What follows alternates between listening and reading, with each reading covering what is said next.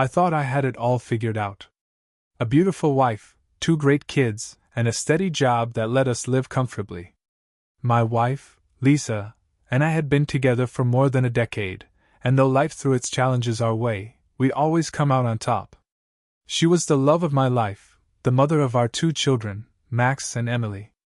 It felt like we were a team, and in those rare quiet moments when the kids were asleep, and the house was silent, I would think, this is what I worked so hard for. I came home every evening to the sound of my kids yelling, "Dad's home!" It was the best part of my day.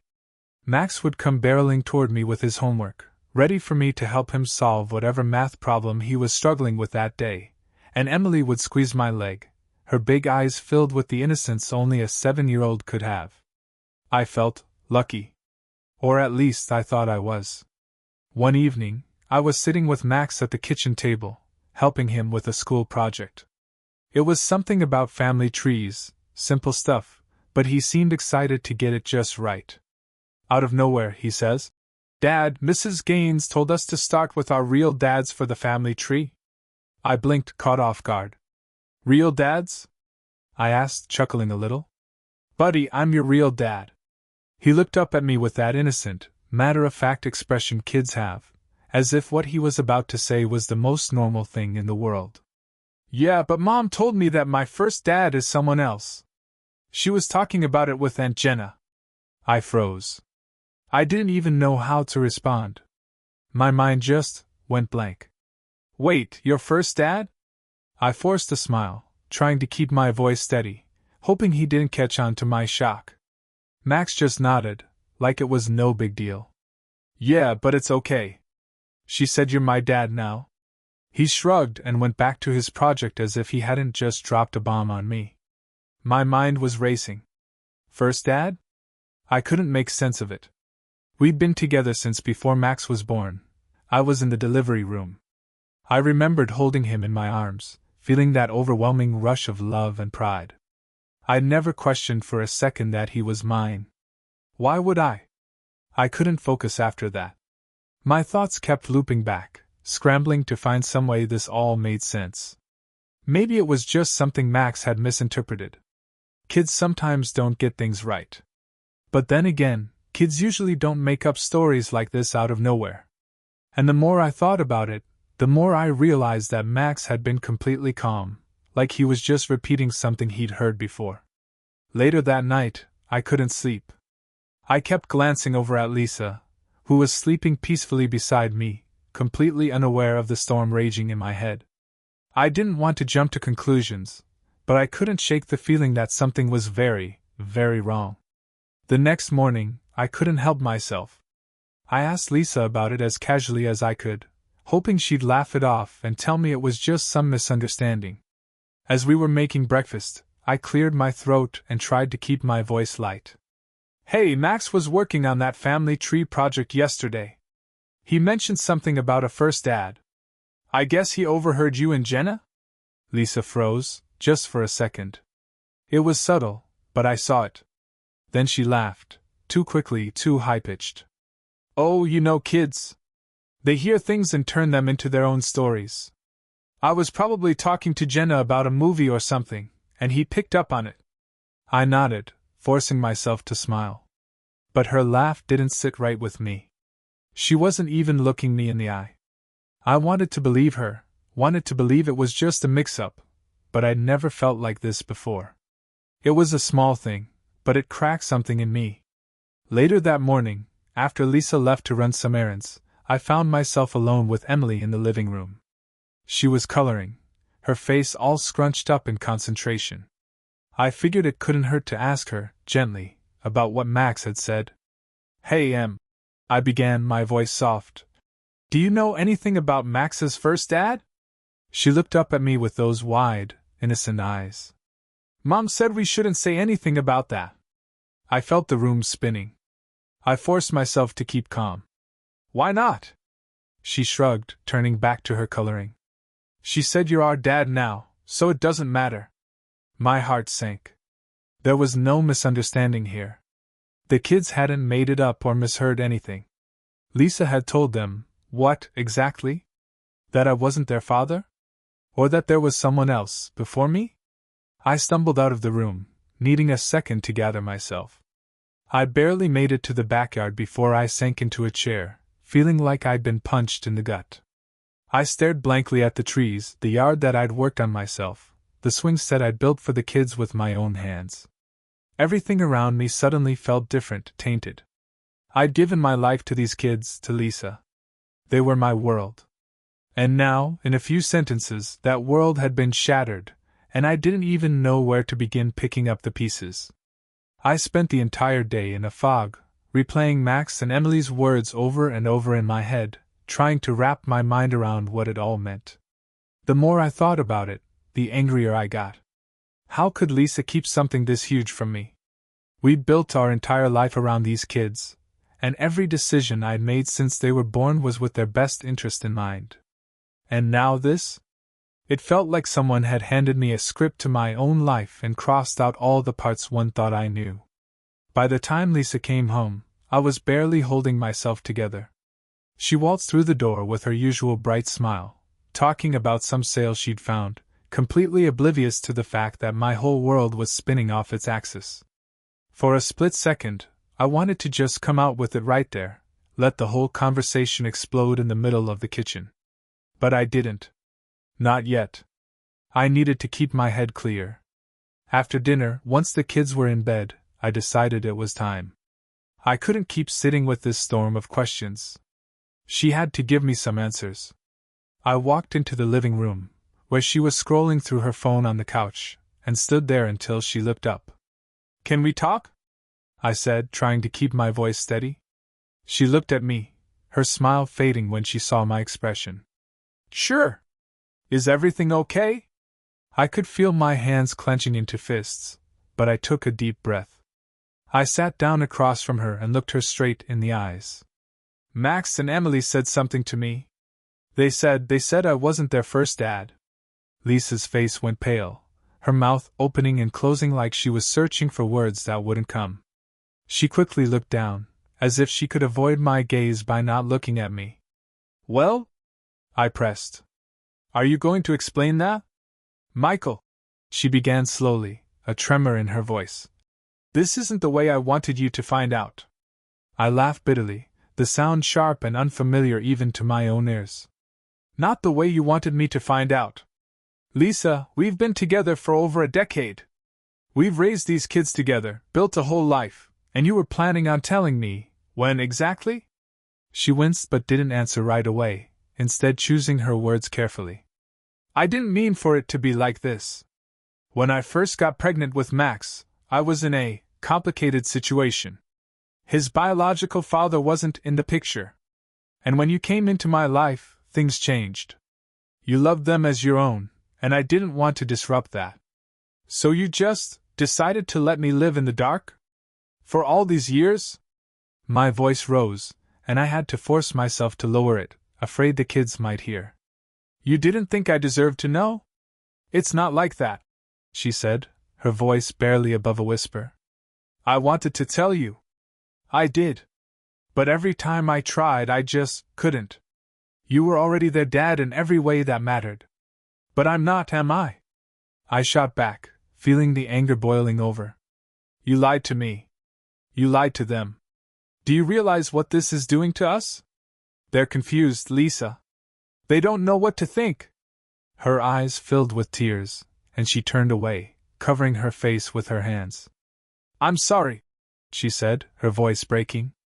"I never meant for it to hurt you.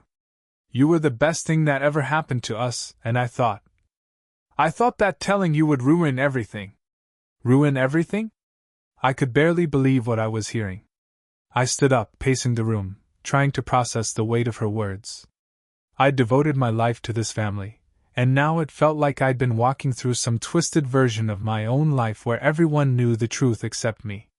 Suddenly, I heard a small sound. I looked up to see Max standing in the doorway, his little face peeking around the corner.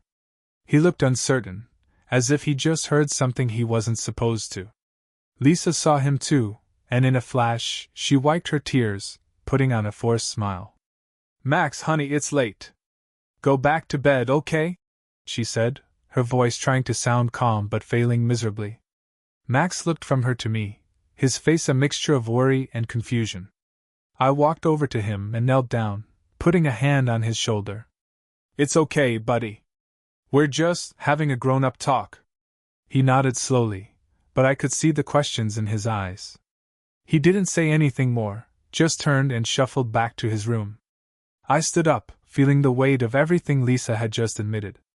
As soon as Max was out of earshot, Lisa's face hardened. "You didn't have to get him involved in this, Michael." I stared at her, feeling a wave of frustration rising in me. "I didn't get him involved in anything, Lisa. He's the one who started asking questions. And now, thanks to you, I don't even know what to tell him." She crossed her arms defensively, her face a mixture of shame and defiance. "So what now?" she asked quietly. "What do you want me to say?" I shook my head, feeling more lost than ever. "I don't know, Lisa. I just don't know. But I need some time to figure it out." She bit her lip, looking down, and for the first time since I'd known her, she looked like a stranger. I turned and walked out of the room, unable to look at her any longer. I spent that night tossing and turning, trying to piece together what Lisa had said, searching for any way to make sense of it all. But no matter how I looked at it, I felt betrayed. I'd been the only dad these kids had ever known, and now I was realizing it was all built on a lie. The next morning, I decided to take the day off from work. I needed some time away from everything, some space to think without Lisa's presence looming over me. I felt like I was suffocating, trapped in a life that wasn't really mine. As soon as she left to drop the kids off at school, I headed out, barely looking back. I didn't have a clear destination in mind, but I ended up at my brother Derek's place. He lived out on the edge of town, a quiet house with a backyard that stretched into the woods. He wasn't home, but he'd always kept a spare key under the porch light, so I let myself in and sat on his porch, the silence pressing down on me. After a while, Derek pulled up in his old truck. He climbed out, took one look at my face, and immediately knew something was off. "Mike?" he said, setting his keys down and giving me a hard look. "What's going on?" I hadn't planned on telling him. Derek was the kind of guy who always managed to have his life together, and though we were close, I'd never opened up about personal stuff like this. But right then, I couldn't hold it in any longer. The words just spilled out. I told him everything. About the first ad comment, the fight with Lisa, the revelation that she'd hidden this from me for over a decade. Derek listened quietly, his face unreadable, and when I finished, he let out a low whistle. "Man, that's rough," he said finally, shaking his head. "I don't even know what to say." "Yeah," I muttered, staring down at the ground. "Me either." Derek took a deep breath, rubbing the back of his neck. "So, what are you gonna do?" I shrugged, feeling as lost as ever. "I don't know, Derek. Part of me wants to walk away. I mean, how do I stay in a marriage where my wife kept something this huge from me? But then, there's the kids. They're everything to me. I can't imagine not being their dad, no matter what." He nodded slowly. "You know, you have every right to be angry. She should have told you. And those kids, they look up to you, Mike. You're all they've ever known." It sounds like she was trying to protect that, in her own messed up way. "I don't even know what I am to them anymore," I said, my voice cracking. "Was any of this real?" Derek reached out, clapping a hand on my shoulder. "Listen, whatever Lisa did, you're still their dad. You raised them, taught them everything. That doesn't change because of this." I knew he was right, but it didn't make it hurt any less. I stayed at Derek's for a while, talking things over, trying to sort through the mess in my head. I didn't have answers, but I knew one thing. I wasn't ready to just go back and pretend everything was fine. When I finally headed home, I was greeted by silence. Lisa was at work, and the kids were at school, so I had the house to myself. It felt strange, walking through the place we'd made our home, a home that suddenly felt unfamiliar. I wandered from room to room, feeling like an intruder in my own life, like I'd been living someone else's story. Eventually, I ended up in the kids' room. I looked around, taking in the little details that made it theirs: the posters on the wall, Max's drawings pinned up everywhere, Emily's stuffed animals lying neatly on her bed. I'd been here for all of it: their first words, their first steps, the way they'd cling to me when they had nightmares. No matter what Lisa had done, that was real. They were my kids, in every way that mattered. But even as I thought that, I felt the anger creeping back. I couldn't just brush off what she'd hidden from me. I deserved better than this. We all did. When Lisa came home that night, I was waiting for her in the kitchen. She looked tense, like she knew the conversation wasn't over, and I didn't waste any time. "Lisa," I began, keeping my voice low, "I spent all day thinking about this, about what you said. And I need to know, is there anything else you've kept from me?" Her face crumpled, and she sank into a chair at the table. "Michael, no, there isn't. I swear. I know I should have told you, but I was scared. Scared that you'd leave, that you wouldn't want the kids if you knew." I felt a pang of anger, mixed with sadness. "So you just decided for me, huh? You didn't give me a choice." She looked up, her eyes filled with guilt. "I thought it was for the best. You're a wonderful father, Michael. I didn't want anything to ruin that." "Ruin it?" I repeated, my voice rising. "Lisa, this isn't just about me. Max and Emily deserve to know the truth too. They're already confused, and it's only going to get worse the longer we keep this from them." She shook her head, her voice pleading. "Please don't tell them. Not yet. They're so young, they don't need this right now." I sighed, feeling the weight of everything pressing down on me. She was right in a way. They were just kids, and this kind of revelation could shake their whole world. But at the same time, I knew I couldn't keep pretending. "Fine," I said finally. "But this doesn't mean I forgive you, Lisa. I can't just forget about this. I don't know if I can ever really trust you again." She nodded, her face pale. "I understand.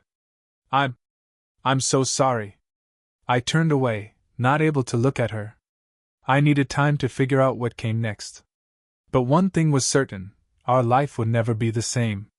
The next few days passed in a tense blur.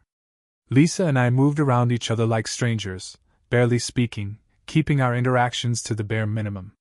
When the kids were around, we put on a show of normalcy, but every conversation felt forced, every smile strained. It was like living with someone I used to know, a ghost of the woman I'd once trusted completely. I couldn't even look at her without feeling that pang of betrayal, that gnawing emptiness. But Max and Emily, they were the only steady things in this shifting world. Every time I saw them, I reminded myself why I was here, why I wasn't just walking out the door. I still didn't know where we stood, Lisa and I, but I knew I'd never stop being their father. I couldn't walk away from them, even if every part of me was screaming to escape the hurt. Then, one night as we were finishing dinner, something happened that left me speechless. Emily, always the quieter of the two, suddenly put down her fork and looked up at Lisa, her face set in that determined expression she'd inherited from her mother. "Mom, why did you say Dad's not our real dad?" Her voice was calm, almost curious, but I could see the flicker of worry in her eyes. I froze. Lisa's face paled instantly, and her eyes shot to me, wide and panicked. "Emily, sweetheart," she started, her voice shaky. "Where did you hear that?" "From you," Emily replied, her voice matter-of-fact. She looked at Max, who was staring at his plate, clearly uncomfortable. "And Max told me, too. He said you were talking about it one night." Lisa's hands trembled as she set down her fork, her eyes darting between Emily and me. I felt my heart thudding painfully in my chest, a mixture of anger and heartbreak twisting inside me. I took a deep breath, trying to keep my voice steady. "Kids, this is complicated. But no matter what, I am your dad. Okay? Nothing changes that." Emily nodded slowly, but I could tell she wasn't fully convinced. She looked at Lisa, clearly wanting more answers, and I could see the guilt and panic flickering across Lisa's face. She was cornered, with no way to smooth this over or keep hiding from the truth. "Emily, honey," Lisa said softly, "you're right. He isn't your biological father. But he's your real dad in every way that counts. He's the one who's been there for you since you were little, who loves you more than anything." The words stung, even though I knew what she was trying to say. I forced myself to nod, trying to smile at the kids even as I felt my heart breaking all over again.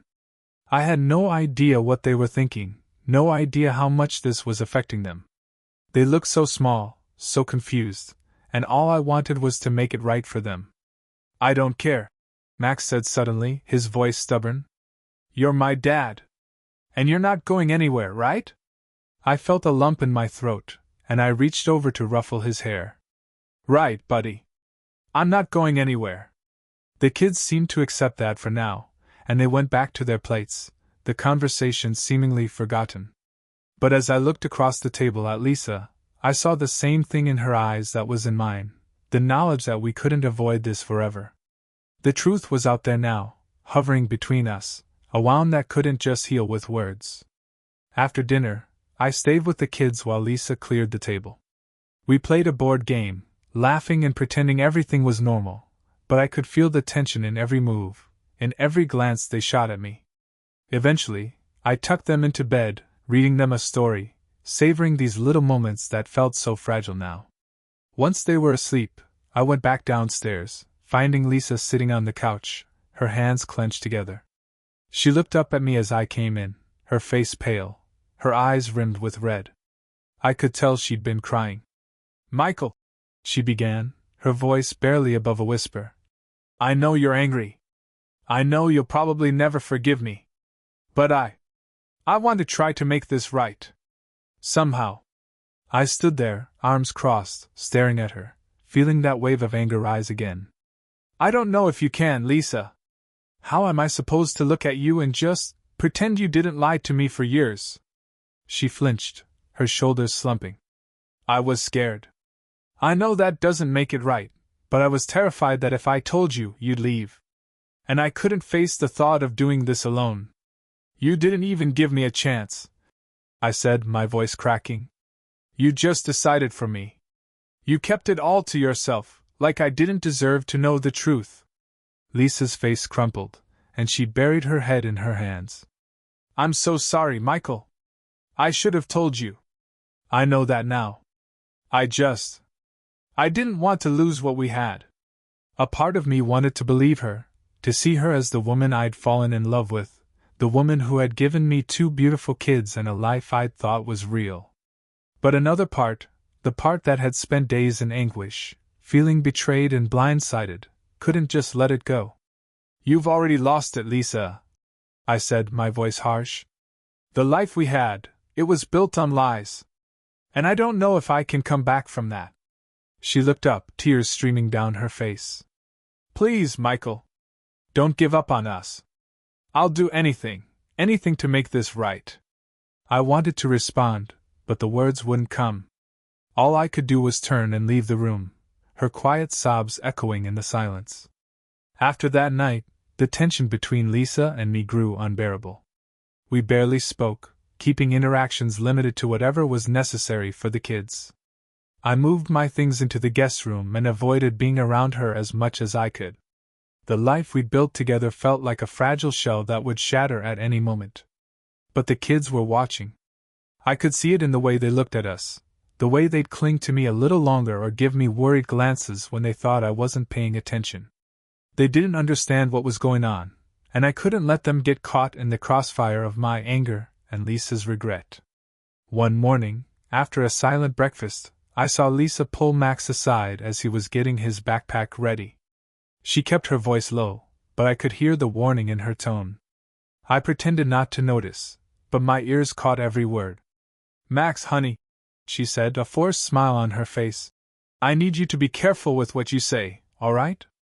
I know it's confusing, but I want you to try not to bring up what we talked about the other day." He looked up at her, confused. "Why?"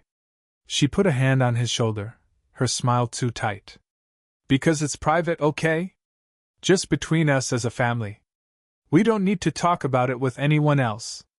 Max nodded slowly, and she let out a breath, patting him on the shoulder before sending him off. As he left, I felt a cold anger simmering inside me. She was punishing them in her own way, keeping them silent, just like she'd done with me for all these years. I couldn't stand it. When she finally looked up and saw me standing there, her face froze. "Michael," she began, her voice wary. I shook my head, unable to keep the bitterness out of my voice. "So now you're punishing them for telling me the truth?" "Michael, it's not like that. Isn't it?" I cut her off. "You told them to keep it to themselves. You're still hiding things, even now." Her face flushed with shame, but I didn't give her a chance to respond. I grabbed my coat and left the house, feeling like I couldn't stand another minute in that tense, silent environment. I didn't know where I was going, but I found myself at Derek's again, needing someone to talk to. He opened the door, took one look at me, and pulled me inside. "What's going on?" he asked, his voice full of concern. I told him everything, about Lisa's conversation with Max, about her attempts to keep the kids silent. He listened quietly, nodding as I spoke, his face hardening as I recounted each detail. "You know what you have to do, right?" Derek said, his tone careful but firm. I looked at him, unsure what he meant. "What are you talking about?" He let out a sigh. "Mike, this woman lied to you for years, kept the truth from you and the kids, and now she's still trying to control everything. She's not going to change.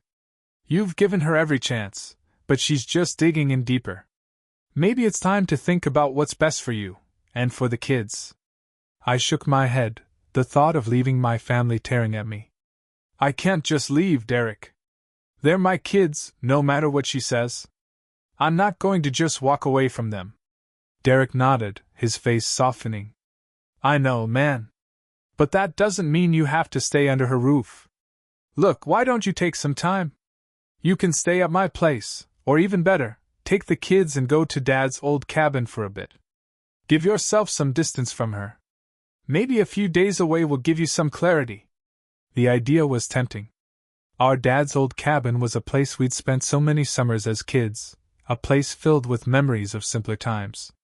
It would give me and the kids a chance to breathe, to escape the tense environment Lisa had created.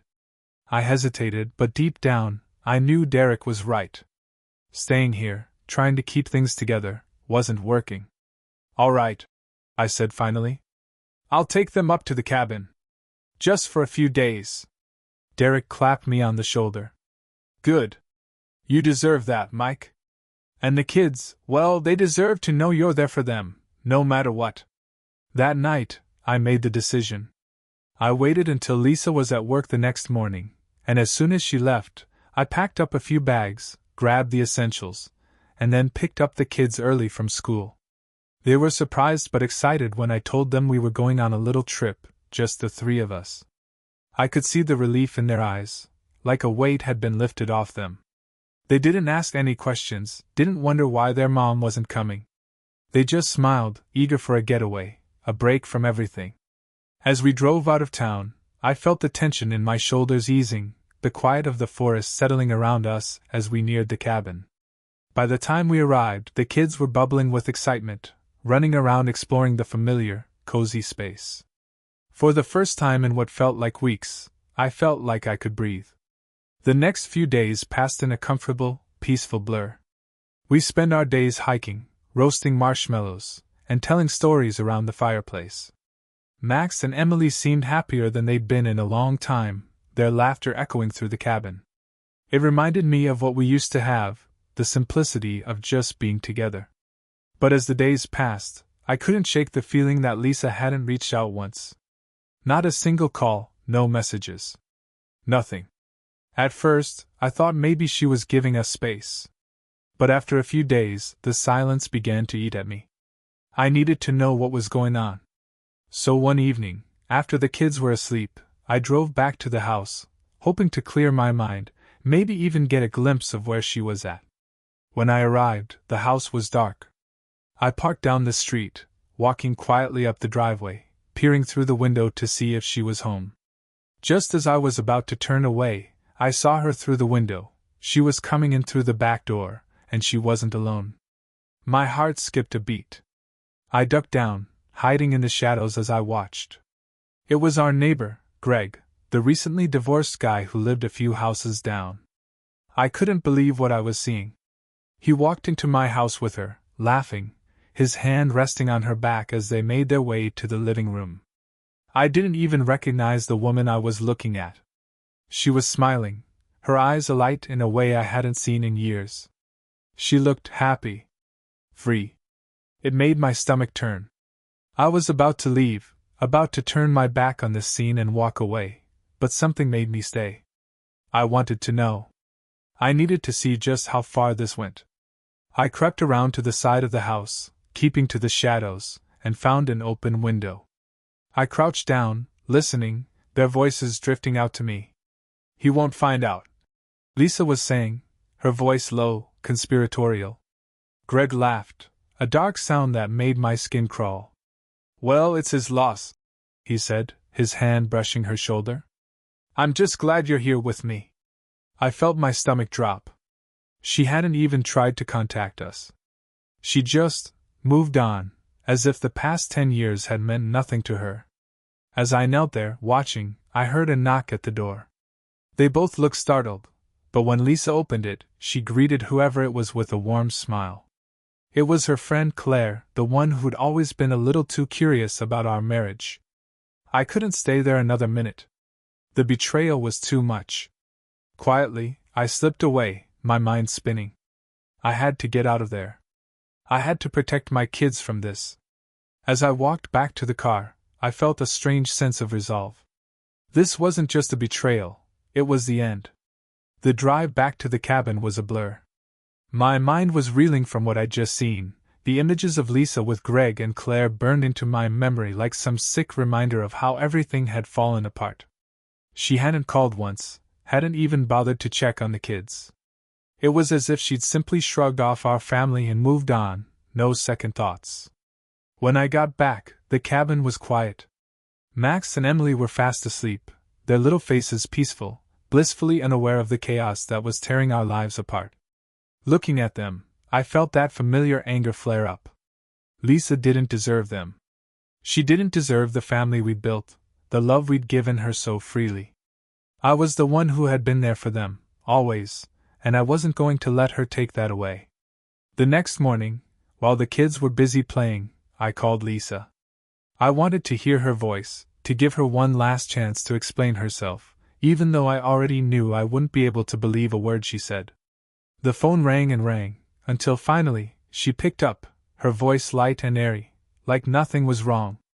"Oh, hey, Michael," she said casually, as if she hadn't just spent the past few days acting like we didn't exist. "How's the cabin?" I gritted my teeth, struggling to keep my voice steady. "The cabin's fine, Lisa. I'm calling because the kids were wondering why you haven't called. You know, since we've been gone." She hesitated, and I could hear the faintest sigh. "Oh, I thought it'd be good to give you some space. I figured you might need time to cool off." "Cool off?" I repeated, barely able to contain my disbelief. "You think I'm just up here cooling off?" There was a pause, and I could almost picture her rolling her eyes. "Michael, you're overreacting.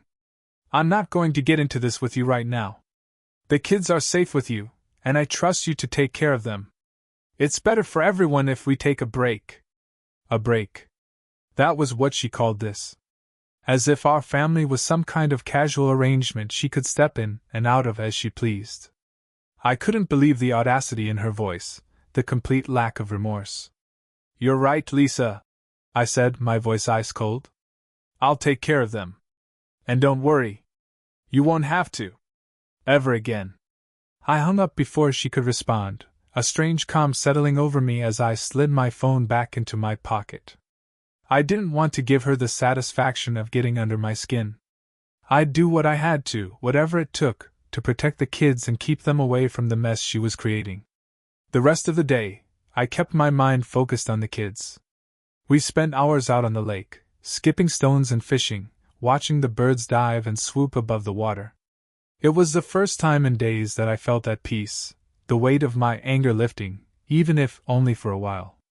But that night, as I lay awake, the weight of everything settled back over me.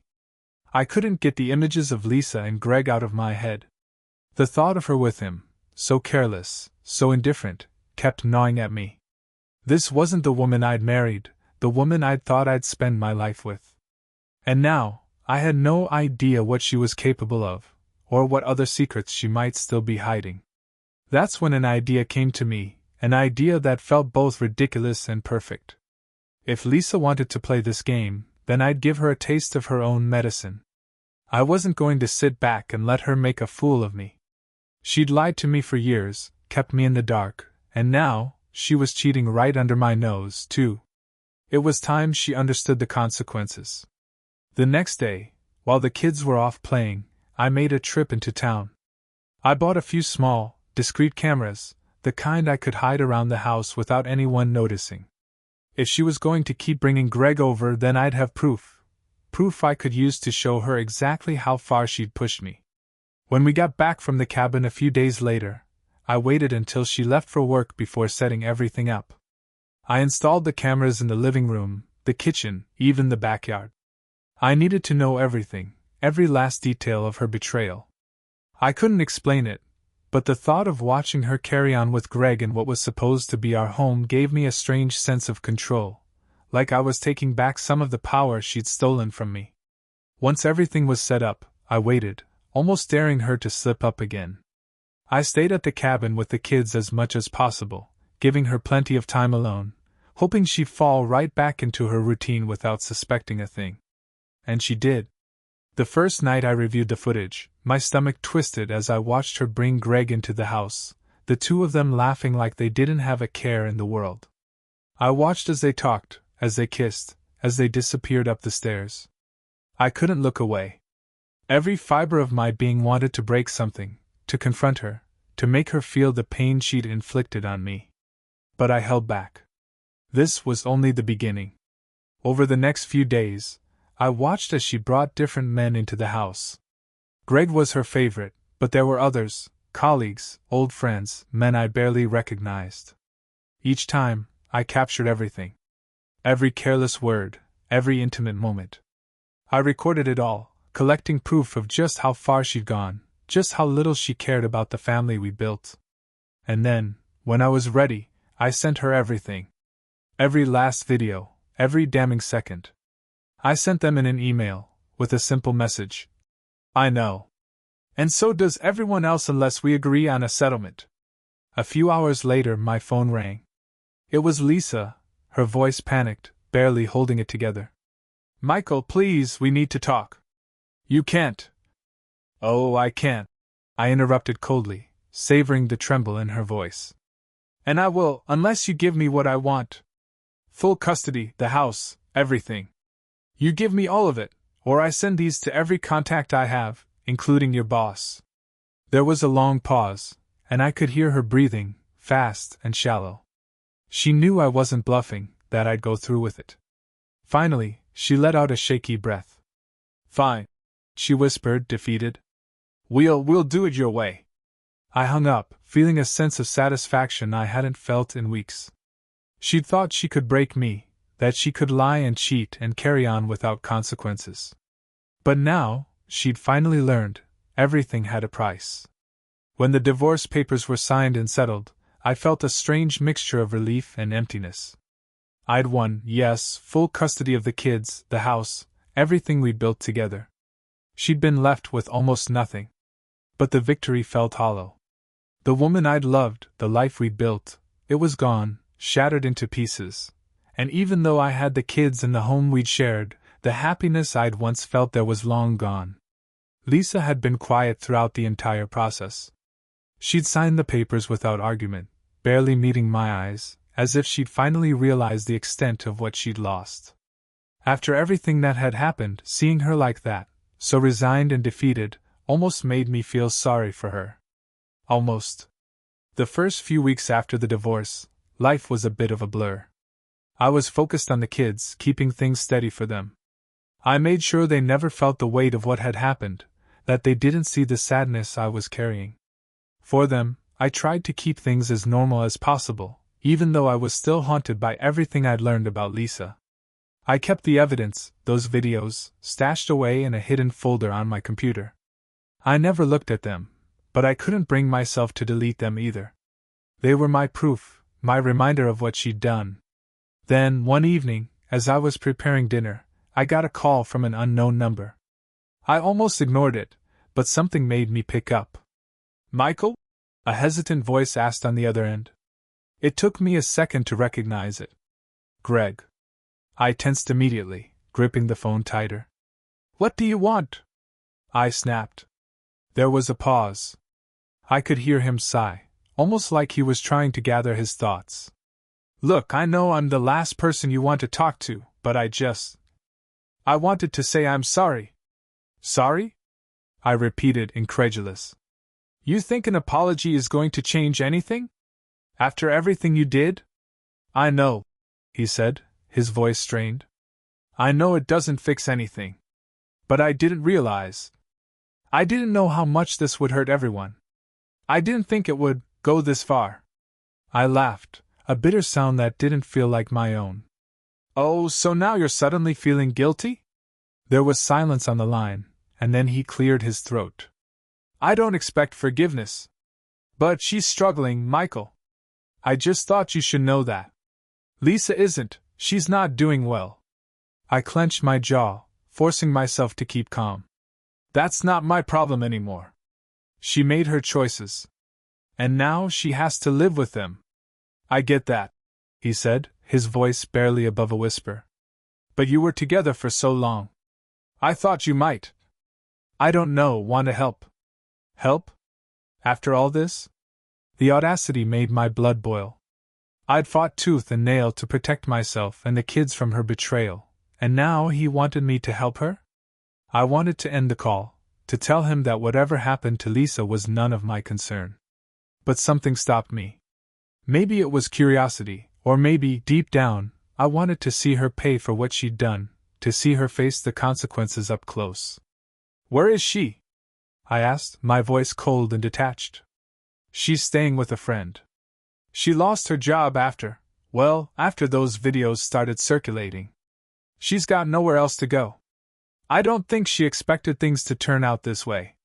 I let that sink in. I hadn't actually sent the videos to her boss, but I'd hinted enough that I could.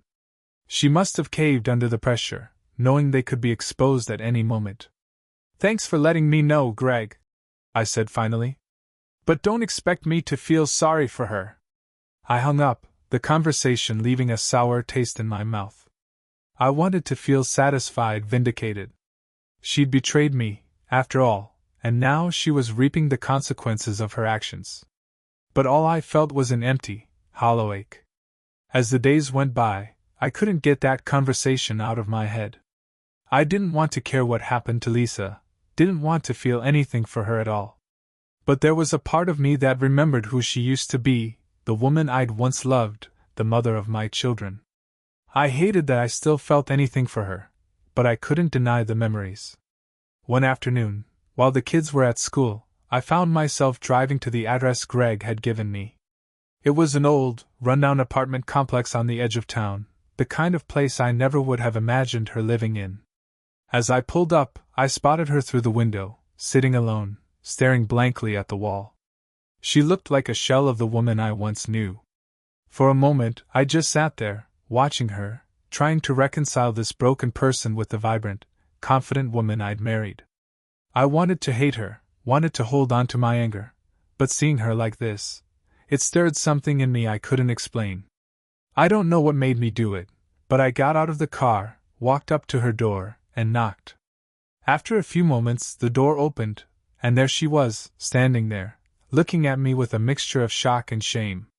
"Michael," she whispered, her voice barely audible. I stared at her, taking in her tired eyes, the lines on her face I'd never noticed before.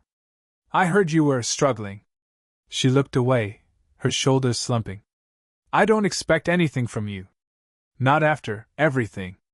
We stood there in silence, the weight of everything unsaid filling the space between us. I wanted to scream at her, to demand why she'd thrown everything away, but I was too tired. Instead, I just looked at her, feeling that same hollow ache. "Why, Lisa?" I asked finally, my voice barely above a whisper. "Why did you do it?" Her eyes filled with tears, and she looked down, shaking her head. I don't know, Michael.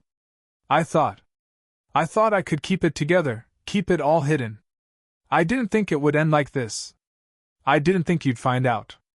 Does it matter? I said bitterly. The lies, the cheating, you destroyed everything. She nodded, wiping at her tears. I know. And I'll never forgive myself for it. I lost everything, and I deserve it. I should have felt triumphant, seeing her like this, finally broken and remorseful. But as I stood there, watching her fall apart, all I felt was a deep, aching sadness. This woman was once my whole world. And now, she was nothing more than a painful memory. Without another word, I turned and walked back to my car. I didn't look back. After that last encounter with Lisa, I did my best to leave her in the past. I had my kids, my home, and a chance to rebuild a life free from her lies. We settled into a new rhythm, one that felt solid and real, like it belonged only to us. It was a relief not to feel the weight of secrets hanging over every interaction, every decision. But every once in a while, I'd find myself replaying that conversation with Lisa, her empty voice, her defeated expression. It was a reminder that even in a victory like this, there were scars that wouldn't easily fade. Then one day, I was at work when I got a call from the school. It was Mrs. Harrison, the principal. Her voice was calm but serious. Mr. Jacobs, it would be good if you could come in today. There's been an incident involving Max and Emily. My heart immediately sank, and I told her I'd be right there. The whole drive over, my mind raced with worry, and I dreaded what I might find.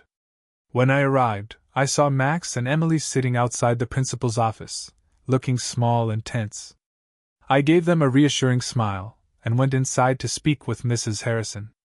Mr. Jacobs, she began, her tone gentle. Max and Emily have been talking about some family issues with their classmates. It seems they mentioned, well, some details about their mother's situation. This has raised questions among the other children and, as you can imagine, their parents. I felt a mix of shock and guilt. I'm so sorry, I managed, trying to keep my voice steady. We've been through a lot, and I should have realized, but I didn't think they'd. She nodded, her expression understanding. It's completely natural. Children don't always understand how to process difficult things. They talk because they're trying to understand, and sometimes they share more than they intend to. She looked at me kindly, but there was concern in her eyes. Just be mindful. These things can spread quickly, and other students may ask questions that are hard for Max and Emily to answer. On the way home, I glanced in the rearview mirror at Max and Emily in the back seat. They looked so vulnerable, their little faces tense and thoughtful, as if they were carrying burdens far too heavy for their age. I'd been so focused on moving forward and keeping things together that I hadn't stopped to think about how all of this might feel to them. They were probably confused and hurt, feeling their own sense of loss, even if they couldn't fully understand it. That evening, I made dinner, and we ate in near silence. Afterward, I helped them with their homework, doing my best to act like everything was okay. But I could feel the tension lingering in the air, a silent question waiting to be asked. Later, as I was tucking them into bed, Max finally spoke up. His voice was soft, uncertain. Dad, do you think Mom's okay? The question caught me off guard, and I felt the familiar pang of anger, mixed with an overwhelming sadness. They'd lost her too, in their own way, and they were just as confused as I was. I wanted to protect them from the mess she'd created, to spare them from knowing too much. But I also knew they needed something real, something to hold on to. I knelt down beside Max's bed and looked him in the eye. She's having a hard time right now, buddy, I said gently, reaching out to squeeze his hand. But she'll figure things out. And we're going to be okay, too. I promise. Max's expression softened, and he nodded, his eyes searching mine. He reached up and hugged me tightly, and for a moment, I could feel the weight of everything on his small shoulders. Emily climbed out of her bed and joined us, wrapping her arms around both of us. The three of us sat there in silence, holding on, letting the warmth of each other fill the void that Lisa had left behind. In that moment, I realized just how much I needed to be strong for them, how much they were relying on me. They were my purpose, my anchor. I would do whatever it took to make sure they felt safe and loved, no matter what came next. The weeks that followed were quieter, calmer even. Max and Emily seemed to settle into our new normal, and I did my best to keep our routine steady. I made sure to be there for every school drop-off, every game night, every small moment that let them know they were my priority. It was exhausting, trying to be both parents and shoulder the entire load myself, but seeing the kids smiling again made it worth it. One day, while sorting through some old boxes in the garage, I found an old photo album that Lisa had put together when the kids were born. The pages were filled with pictures of us, smiling and happy, holding Max as a newborn, introducing him to Emily a few years later. I sat down on the floor, flipping through memories that felt like a lifetime ago. Part of me wanted to throw the album out, to erase every reminder of the life we'd lost, but as I turned the pages, I realized something. These moments, the ones where we'd been a family, when I'd been there for the kids every step of the way, those were real. No matter what she'd done, or what had happened between us, the time I'd shared with Max and Emily had been genuine. Those were the memories they deserved to hold on to, not the mess that had come after.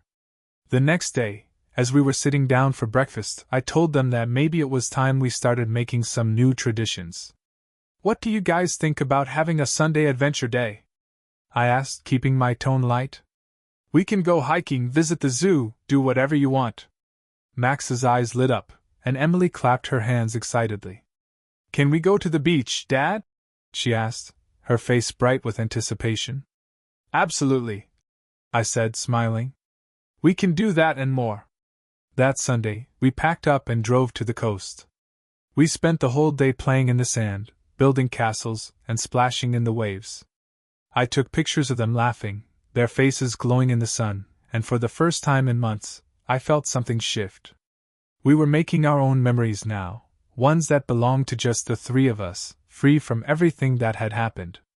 As we walked back to the car, Max tugged on my sleeve, looking up at me with a seriousness I wasn't expecting. "Dad," he began, his voice hesitant. "Are we going to be okay? Just us?" I stopped, kneeling down to his level, my hands resting on his shoulders. "Max, we're going to be better than okay," I said, my voice steady. "We're still a family. It might look different now, but that doesn't change how much I love you and Emily. We've got each other, and that's enough." He nodded slowly, a hint of relief in his eyes. Emily, standing nearby, took my hand and squeezed it, as if she, too, needed to hear those words. In that moment, I felt a sense of clarity I hadn't felt since the divorce, a certainty that I could do this, that we could rebuild a life together, no matter what. That night, as I tucked them into bed, Max and Emily hugged me tightly, their trust and love filling the gaps that betrayal had left behind. I lay awake for hours afterward, staring at the ceiling, feeling a calmness settle over me. It was a strange mix of sadness and hope, a reminder that healing didn't mean forgetting but rather finding a way to carry on. Our Sunday adventure days quickly became a tradition, something the kids looked forward to with excitement. Over the next few months, we went on countless little trips, to the mountains, the park, a few museums, and each time, I could see them growing stronger, more confident, more at ease. I was watching them rebuild, piece by piece, right before my eyes. And in those small, quiet moments, I realized that I was healing, too. Months passed, and the three of us fell into a comfortable rhythm, slowly creating a life that felt whole again. It wasn't the life I'd once imagined, but it was ours, solid and real. The wounds Lisa had left still stung from time to time, but they were scarring over. My anger had softened into acceptance, and I was learning to let go. One evening, after I'd put the kids to bed, I sat alone in the living room, flipping through the Sunday adventure photos on my phone. Pictures of Max with a wide grin on his face, Emily posing with her arms spread wide like she was about to fly. As I scrolled, my phone buzzed with a message from an unknown number. "Michael, it's Lisa. I know you don't want to hear from me, but I wanted to say something." I know I lost everything because of my choices. And I know I don't deserve another chance, but I'd like to be there for Max and Emily if you'll allow it. Even if just for a visit. Seeing her name made my heart pound, and for a moment, the anger flared back up, quick and sharp. I wanted to ignore her message, to delete it, and pretend it never happened. But something in me paused. She was their mother, no matter how things had ended between us. And as much as I wanted to protect the kids, I knew they'd ask about her eventually. They had every right to know who she was. After a long pause, I typed back. One visit. The kids deserve the truth. But we do this on my terms. She agreed without hesitation, and we made a plan for her to visit the following Saturday. The day arrived, and as I waited, I felt a mix of dread and cautious hope. I'd prepped Max and Emily the best I could, explaining that Mom wanted to see them and would be visiting. I could tell they were nervous, unsure, but also curious. When the doorbell finally rang, I opened it to find Lisa standing there, looking different, smaller somehow, like she'd shed the confidence she used to carry. She smiled hesitantly, her eyes darting past me to where the kids stood waiting. I let her in, staying nearby but giving her space. Hi, Max, Emily, she said softly, kneeling down to their level. They looked at her, a mixture of uncertainty and familiarity in their faces, and after a tense moment, Max stepped forward, hugging her cautiously. Emily followed, her small arms wrapping around her mother in a tentative embrace. They spent the afternoon together, talking quietly, filling each other in on the months they'd missed. I stayed close by, listening from a distance, ready to step in if the kids needed me. But surprisingly, they seemed okay. Cautious but not broken. Watching them, I felt a mix of pride and sadness. They were stronger than I'd realized, able to face her with more grace than I could have imagined. As the visit wrapped up, Lisa stood to leave, looking at me with a gratitude I hadn't seen before. Thank you, Michael, she said quietly, her voice thick with emotion. For everything. For being there for them when I wasn't. I nodded, feeling a sense of closure that surprised me. They deserve to know who you are, I replied. But don't forget, Lisa, this is about them now. Not us. She nodded, tears filling her eyes, and she left without another word, the door closing softly behind her. That night, as I tucked Max and Emily into bed, I noticed a new calm in their faces. The visit had answered questions they hadn't even known they'd had, giving them a little more peace. And somehow, it had done the same for me. I no longer felt the sting of betrayal quite as sharply, nor the need to hold on to anger. Seeing Lisa humbled, genuinely remorseful, had eased something in me. As I sat alone in the living room, I felt the weight of the past lift a little more. I realized that forgiveness wasn't about excusing her actions, it was about releasing the hold they had over me. I'd made it through the worst, and I was still here, stronger, with a life worth living and 2 kids who meant everything to me. And for the first time since everything had unraveled, I felt a quiet sense of hope, not just for the life I'd built but for the future we were creating together, one day at a time. Thanks for watching. If you enjoyed it, hit like and leave a comment with your favorite part. We'd love to hear your perspective.